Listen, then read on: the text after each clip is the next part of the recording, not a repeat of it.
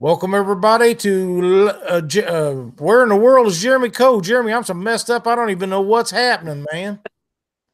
You've had you a little round here the past few minutes. I got to tell you, dude, this is the craziest thing.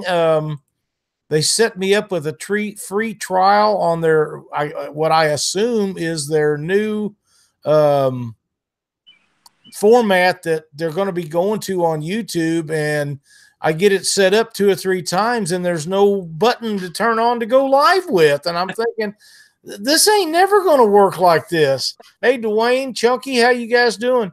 It's kind of a mess, but if that's what they're going to go to, they're going to have some more information for guys like me to figure it out so we can use it. That's right. That's right. So joys of technology, you gotta love it. Well, for guys your age, it ain't so bad, or my grandkids, but for me and us older fellas, yeah, it's a little bit tough. But before we get started, Jeremy, I want to let everybody know that Doc is in the hospital and he's not doing too well. So keep him in your thoughts and prayers. They've figured out a little something on him. He's going to have some work done tomorrow. I'm not going to elaborate until I get that's right, James. Thank you. Until I get confirmation from him or the family to release any information. That's kind of the way we do it. But it was a little bit more than a stomach virus with him, so they're going to work on him in the morning and try to get him fixed up. So please keep him in your thoughts and prayers. He's one of our all-time favorite people in the whole wide world, and we want to make sure he gets healed up and is doing good as quickly as possible. Hey, Jeremy Beecham, how you doing? But tonight's our night, and we're wondering where you're at and what's happening in the King Cat world, Jeremy. So I was supposed to be on the beautiful Watts Bar Lake in Loudon, Tennessee today and tomorrow, and that's where we had planned on doing the show. And you called me a while ago, and I was raking and burning leaves. So you can pardon my background. We were trying to get everything situated, so I come back out here to start raking leaves again. You fixed it, but I'm here at home on Kentucky Lake, where we've got several boats this weekend, I guess, fishing down here at a tournament not too far from my house. But so I'm at home tonight. We had some issues with the truck that are getting fixed, and so I kind of got delayed last night about 10 o'clock. We all try to keep fairly new vehicles if we travel very much, and even the very best it doesn't really matter what brand, they will all disappoint you at some point in time. But you got home and you're going to get it fixed, and in the meantime you take a little break from traveling all over the place. So the world's not going to end because of that. But right. Man, you guys had a bang up tournament last weekend. Oh wow. I've seen a lot and been a lot of places, and I get excited, but not a lot just really blows my mind. And I told Jerry, Ishcomer and Stacy that, that was some awesome fish, and I would have bet a lot that I owned that 90-pound fish wouldn't have got beat.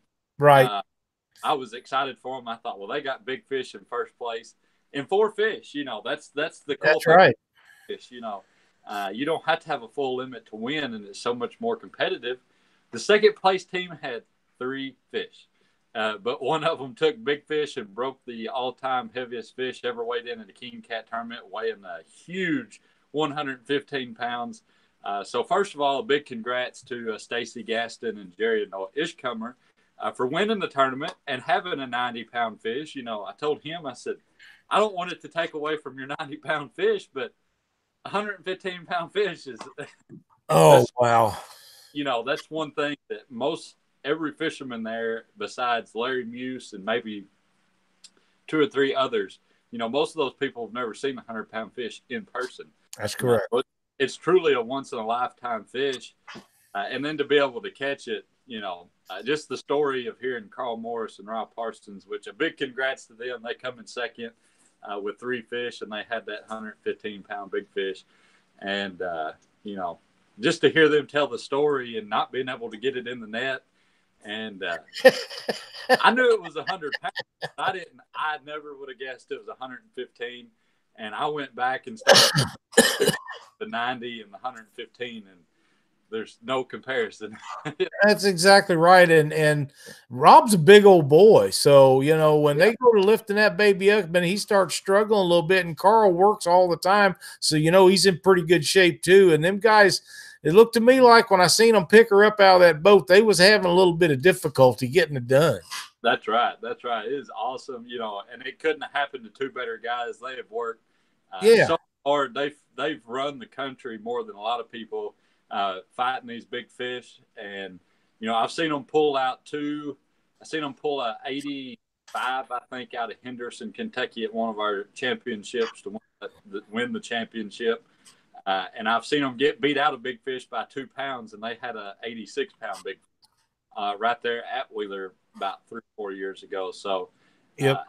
It happened to a good bunch of guys, and I think it was well deserved. So It did, and I was so proud of Noah and Jerry and Stacy. What a great win that was for all of them. They worked hard, they made it happen, and that was a great weigh-in they had. But you're right, that 114 or 15, whatever it was, that was just an absolute giant.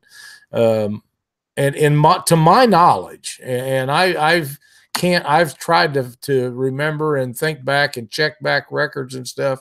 I think that's the biggest catfish ever been turned in a tournament. It is not. It is not? There was a 141 on curb bugs by Dale. That's right. Yeah, I forgot about Dale Lowe.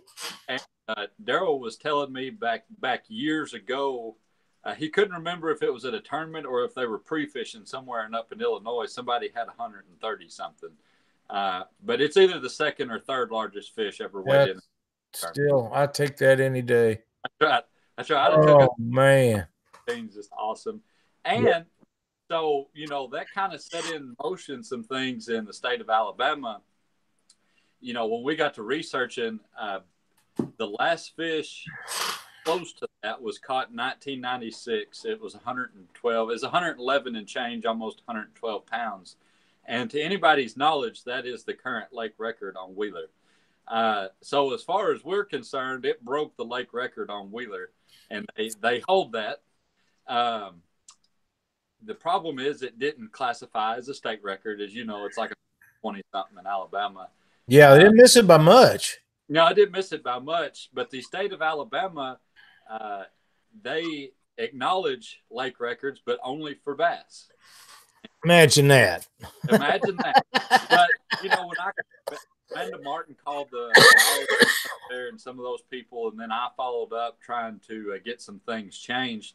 But it set a lot in motion with the state of Alabama that, you know, there is more than just bass fishing. You know, they don't even recognize crappie or anything. Right.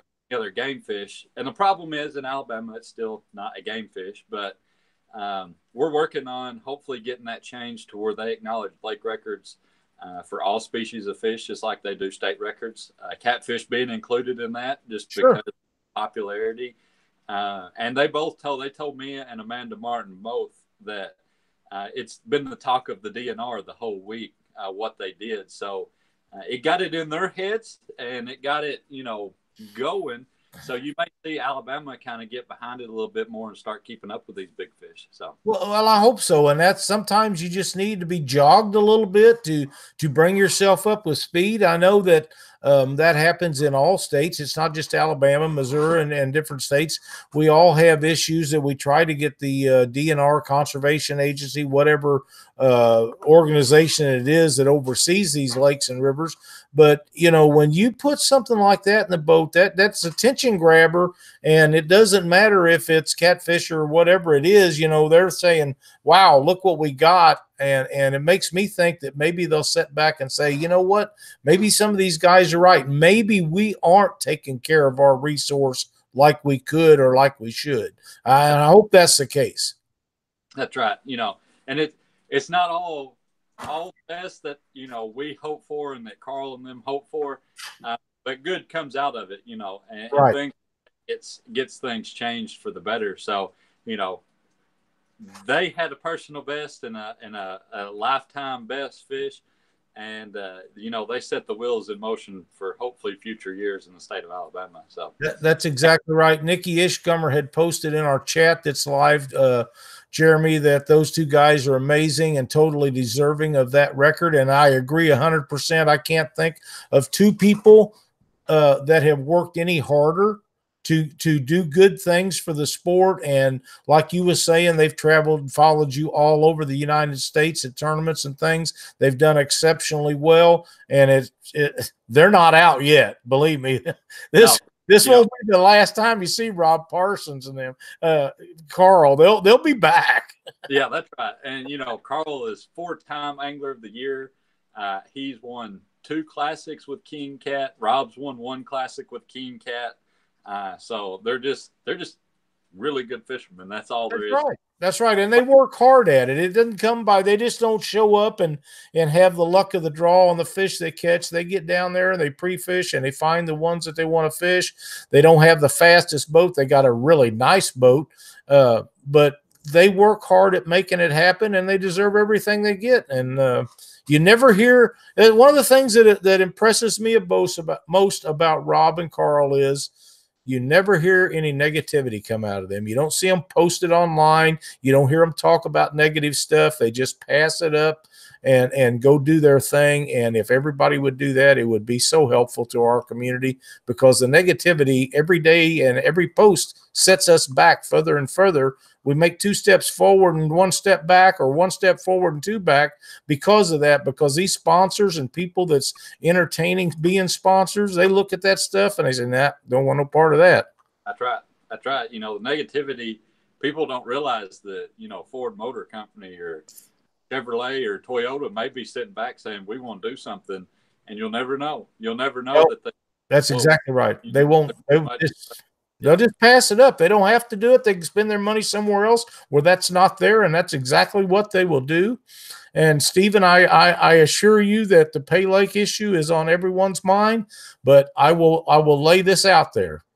Twice I have told everybody the exact from 7 states that I visited with, and they was all almost to the word of what it takes to get them regulations put in effect over there, and yet nobody will do it that way.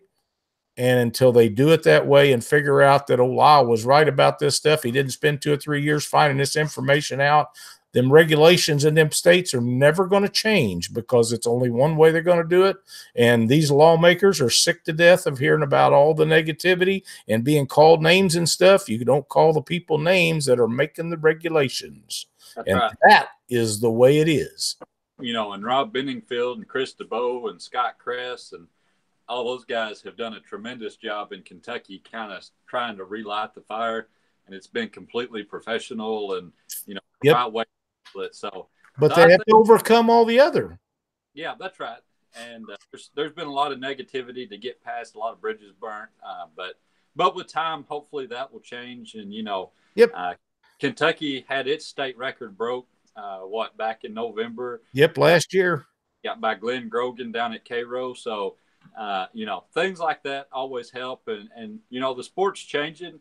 There's a lot of fishermen that I don't ever see or I know of or see them on Facebook. But just in our trail alone, just the quality of the anglers has grown so much. And it's really cool to see, the professional, courteous, just helpful people like the Ishcomers or Carl and Rob really have set the stage in our trail, and I couldn't be happier at this point with the fishermen. I agree. And the negativity is you get 1 or 2 guys that go settle down on it, and then there's somebody else that pops up, and I'm sitting back here thinking, man, I can't do any more from my perspective of what I've done. We worked hard, and you guys do too. I mean, we work a lot with trying to get regulations and stuff put in effect in our states, and I deal with several other states. I call these guys up, and at this particular point, other than the state of Missouri, none of these other states that I deal with, and I'm talking about Illinois, Ohio, Kentucky, Tennessee, they won't even come on our show and do an interview anymore, because they know they're going to get lit up, and they will not do it. So, and that's sad. Yeah, and I mean, I don't blame them. I don't either. get on there and get chewed out. I Yep. probably. I had the lady from Illinois one day convinced to do it, and they done some checking around, and she called me back up and she says, "I'm sorry, I just can't do it." I said, "Well, I promise you, we will not let any of them derogatory comments ever get to you. And most of the time, we eliminate those people when they start posting them in chat." And she said, "I'm sorry, I just can't do it." Yeah. So, Well, that's all changing slowly. yep. Hopefully, we get it straightened out at some point. Yeah, as the sport grows, it gets more professional. And a guy told me once when I first started, everybody from Ray Scott that started BASS to Earl Bentz that started Triton, I sit down with all of these people as well as some of the other people in our organization, and all of them see that the sport of catfish is where it's at. That's the future of fishing. That's where the growth is going to come from. That's right. But the fishermen have to see themselves as professional, and in return, when you kind of see yourself as a professional, you act professional, and you kind of change yourself, and it changes the whole sport. That's right. And it's what it's going to take, and everybody has to buckle down and grab themselves once in a while and give themselves a shake and say, "Hey, I know I'm doing this wrong." Some of them never do it, and a lot of them will do it, and they'll see other guys and see how prosperous they become from being that way, such as Rob and Carl and the Massengill brothers and Jeff. There's a ton of guys that you never hear that stuff out of. Yeah. And they're extremely successful, and I attribute some of that to the way they conduct themselves. That's right. That's right. Your character goes a long way. So. It does. Now, we kind of got off topic here a little bit. Yeah, that's right. Yeah, you got a tournament coming up at Milford Lake, and I know Sonny Parker. He's over here barking. He can't wait to get there. Have you heard how the water and stuff is up there? I know it's thawed out by now, surely. Yeah, it's thawed out, and I think everybody, whether it's on the news or not, I don't watch the news anymore, but I think everybody needs to be praying for the people in Nebraska. Yes. Everybody affected. There's so many catfishermen in Nebraska and Iowa that's fished with us, especially along all these rivers and tributaries in the Missouri River. So first and foremost, we want to give our blessings to them, and from there, that also affects Milford, and it's going to affect it. I don't know how bad yet, but that Republic River that feeds into Kansas starts in Colorado, runs through Nebraska, and so all the rain that's coming out of Nebraska and the ice and the water is coming to Milford Lake, and it's supposed to be there next week from what I hear. I think there was a tournament out of Milford. One of the guys called me about that tournament last weekend. I think it was like 58 boats, or it may somewhere around high 50s, low 60s. And once the ice melt, there was a big shad kill, and nobody could catch any fish. I think big fish was like 50 pounds, which is it could be little at Milford.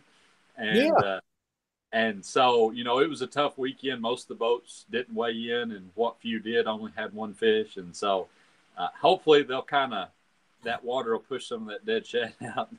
Yeah. We can get a bit better fishing by next weekend, but it's not this weekend, right? It's the following weekend. Following weekend, yeah. Right. It's the 30th. So, Milford, there's just not much in Kansas, but what's around Milford, they're so supportive, and they just want the catfishermen there, and they're all about the catfish. So, and that's a great lake. That's a wonderful lake. Great fish in that lake, and Ryan Nagy guides over there, and I see pictures that he posts all the time. And not only is he a great fisherman, he's an outstanding guide, and he catches some absolute studs out of that lake. That's right. And I expect to have 60, 70 boats. It's been a long time since we've been west, and as a national trail, you always want to kind of go both east and west. So I'm working on getting back out west now that I've kind of grown in the industry and got my head around how to manage my time and get tournaments in other places. But, next year we're bringing the Classic out west. Yes, sir. Classics in South Carolina and the central part of the United States. And we're finally moving back out west next year. So it's the home of the 2020 Classic. And, hopefully it'll shine this spring so everybody just can really get an idea of what's really at Milford Lake. Because there's as good, if not better, fisheries west of the Mississippi as there is east of the Mississippi. But the east side of the Mississippi just gets more publicity. So It does, and I think that the West is going to grow some when you got lakes like Milford, and you have the Missouri River that runs up through Missouri when it's not flooded, and on up into Nebraska and places like that, all the way to South Dakota, and there's a lot of tournaments. Some gigantic channel cat tournaments up in South Dakota and Montana and places like that. And I think these places are going to grow because, let's face it, a rounded out fisherman doesn't just catch big blues. He can catch flatheads, blues, channel cats, or whatever it takes. For some reason, the sport has become, I want to catch big blues only, and that's not a rounded out fisherman. A rounded out fisherman would go to any lake, on any body of water or river, and put his time in and get his fish in the boat and getting the money. And if just because you catch big blues don't mean you can catch channel cat or flatheads. That's right. That's right. You know, the true fisherman can do it all. That's right. And you know, people talk about not wanting to go catch channel cats, but I've weighed in some channel cat tournaments at Birdwell, Nebraska, that would beat almost all of my blue cat tournaments. Any day, you know, so when you can go catch a 20-pound channel cat, that's pretty awesome in my book. You know? Oh man, a 20-pound channel cat in anybody's standards is a great fish. I love channel cat tournaments. So many of them in my traveling area that we go to now, there's not as many. But if you get up in northern Missouri on a Missouri River, on Mississippi River, and up into Iowa, that's mainly what they have, and there is some great fisheries from the Missouri line up north with giant channel cat. And Milford Lake has always been known as a giant channel cat lake. You know, when we took the Classic out there in 07, the blues hadn't grown up yet. Right. And, you know, we've had a Classic out there back years ago, back before I was old enough to know what a catfish was. And, you know, that's what they were known for, was blue, or the channel cat, and they're still there, you know. So, yeah. Oh, so you yeah. can have a awesome channel cat day, or you can go out there and have an awesome blue cat day. It's like going to Wheeler or something where you can just go catch big fish. Yep, so, that's right. If you're on Milford and you're into the channel cat, there'll be good ones, and if you're in the blues, there'll be good ones too. That's right. Greg would like to know if Cabelas is going to have any involvement in the MRM tournament this year. We will not. Okay. No, I'll actually be in Grand Rivers, Kentucky, with one of our events on the Tennessee Cumberland Rivers. So I'll be sleeping in my own bed that weekend. Boy, I know that once this hits in the spring, you don't get to do that much. So that's a good deal. Out of 21 that I'm going to get to do that at, and I'm excited about those two. So, wow. Anything else exciting that you know of coming up for you guys? Yeah, me and you has talked about it quite a bit. You know, a week and a half ago, 2 weeks ago, I spent some time running up and down the Mississippi River one day. I spent almost a week that day on the Mississippi River. And I started at Crothersville, Missouri, and went all the way up to Grafton, Illinois. So instead of 8 or 19 tournaments this year, we have 21, including the Classic now. That's awesome. Scheduling really sucked. That's probably the most stressful part of my job, is scheduling. That's why I try to get it out early, but I hate scheduling tournaments late. But it's two places that I've really tried to get back in the door and get back on the Mississippi River, you know, with previous dealings with them, and had a bad taste in their mouth for catfish. So if I can get my foot in the door and start doing good tournaments again, you know, it's places that we can be for a long time. But, you know, unfortunately, it's on top of some 2 other bigger tournaments. Whether it'll affect them or not, I don't think it will, hardly any. And it may not affect us any more than what we're thinking. But I just want to get my foot back in the door. So I understand. And if you have already made time to go fish somebody else's, we completely understand. But we would love to have everybody come join us. Crothersville, Missouri, October 12th, right there on the Mississippi River, between Memphis and St. Louis. And then my all-time favorite that I have tried for 6 years to be at is right above Alton, Illinois, in the town of Grafton, Illinois, October 19th. So 2 on the Mississippi River, and of course you can fish the Illinois River at the Grafton tournament. And so 2 awesome cities that come on board, and Grafton has already committed to next year for October 3rd, I think. That's awesome. That's some great towns to have tournaments in. I'm glad to see you get back in them. It is a shame, but sometimes sometimes scheduling just works that way. And if these towns are doing events throughout a week-long event, and they want you there, certainly if you want in there, you kind of got to work with them. And sometimes it's sad, but there's so many tournaments anymore that sometimes it just works out that way. And Mike Crow, that 47-pound channel cat, was a huge fish. I am convinced that they will justify that as a channel cat. I haven't heard on that yet, but they're still trying to determine to make sure that it's not a cross or a blue. But I looked at fish pretty good at a lot of different angles from cameras, and I'm convinced that it was a channel cat. And by the way, the same group of guys down there with Noel Ibarra put a 67 or 68-pound blue cat in a boat, and it is the new lake record for juniors, and I think it's 15 and under, and state record also for that 13-year-old boy. So very happy and proud of what them guys done down there. Also, when you can get the young kids to catch the 60-pound fish. So, that's right. Congratulations to him. I don't even know him, but congratulations. I don't know him either, but I'd sure like to shake his hand. That's quite an accomplishment. Just a giant fish. Biggest one I ever caught was 50-something. Yeah, that's a giant fish too. Yeah, we pulled some 80s and 90s out of our dunk tank. So I don't know. Well, them 80s and 90s is the reason why I made everybody start lifting their own fish up and down all the time. Yeah. I know you can appreciate that. Yes, I agree. Yep. We used to pull them out for them and put them in there, and I said, that's enough of that. You guys are a lot younger, stronger, and more able than I am. So from now on, you pick out your large fish and we'll weigh it first, and then you pick out the rest of it. You put them in the tub and you take them out. That's right. They either handle one basket or we handle all 50. So that's right. Hey, Jeremy, Monday night, Doc's got some things going on, and you're going to help me co-host Catfish Weekly. I'm excited. Me too. We're going to have a great time. We're working on some stuff to get ready to go for that. I think it'll be a lot of fun. And, maybe we can talk old Glenn into coming in from Rig Wrap and spending a little time with us and a couple other people. I think it'll be a great time, and let Doc get healed up from what he's got going on. And he's got some other stuff that's happening with him. And like I say, I won't talk about any of that until after I clear it with him. But please, like we said at the beginning of the show, keep him in your thoughts and prayers. He's not doing too well. He is in the hospital. I'm going to have a procedure done tomorrow. And as soon as he okays me to tell everybody about it, I for sure will do. 85-pound is the lake record for Milford Lake. 85 pounds. So that doesn't sound that big for Milford, I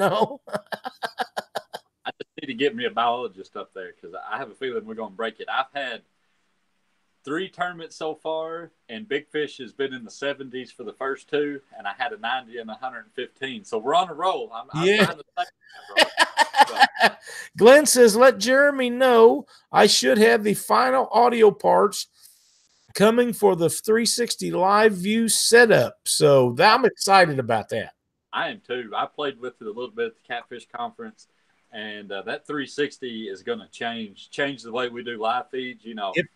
People don't understand. It's me and one other guy that run these tournaments, and he's busy packing fish. Yeah. I'm busy weighing people's fish, and that's my main priority is to get those fish weighed and get them back to water, not play with my phone. So I like doing the live feed, but I can't always be there to move it or find the perfect place to put it. That's right. And people, you'd be amazed. People know that I'm live feeding on my phone, and they'll call me. I know. And messages over there rings all day long. And so, with that 360 deal, you won't have to worry about where the camera's facing. It'll be set up right between the stage and the boat. And if you want to look down at the tubs, you can look at the tubs. And if you want to look at the boats getting the fish out, it's like you're standing right there in front of my stage. So. It is. It's an amazing tool. I was so impressed with it when Glenn and I got to talking. I have one, and I have actually trying to get, if we ever get to where we can get out and do some stuff. One day it's 63 degrees here, the next day it's 40, and it's about to start stabilizing. So hopefully we'll get that set up in the boat and all the stuff that we're trying to get done for this year. Dwayne Buckridge says he thinks it'll take 140 plus pounds to win Milford. 140 plus pounds. We might have to do a little guessing game on our king. We'll talk about that Monday night. How'll that be? That'll work. All right. Well, we'll give some stuff away and we'll have a good time, Jeremy. I hope you get your truck fixed and everything goes good. And I'll talk to you between now and Monday night. I want to thank everybody for jumping in and watching live with Jeremy tonight. We always have a great time, and he's got a bunch of stuff going on, but he needs to get that truck fixed. And please keep the doctor in your thoughts and prayers as he goes through this little bit of issues with his stomach. And as soon as I'm allowed to tell anything about it, like I say, I want his blessing before I do. We will let you all know and see how things are going. But hopefully everything will be cleared up in the morning. He'll get to feel a little bit better, and we'll get him back really soon. Right. Anything? Give him my best if you talk to him. So. Oh, I will be talking to him as soon as he's able to get on the phone, and I've already got phone numbers for most all of the kids, so I'll be talking to them as soon as things come out. Anything else you want to holler at people about tonight, Jeremy? Nope, not unless they want to come burn leaves on Kentucky Lake. So if they get to Kentucky Lake, they ain't gonna be burning no leaves, dude. Yeah, if they want to come work. So yeah, I hear you. Well, listen, I'll talk to you this weekend, and good luck with them leaves, and we'll see you Monday night. Awesome, that'll work. Thank you, Mr. Lyle. All right, buddy. Thanks everybody for watching. We'll see you Monday night on Catfish Weekly.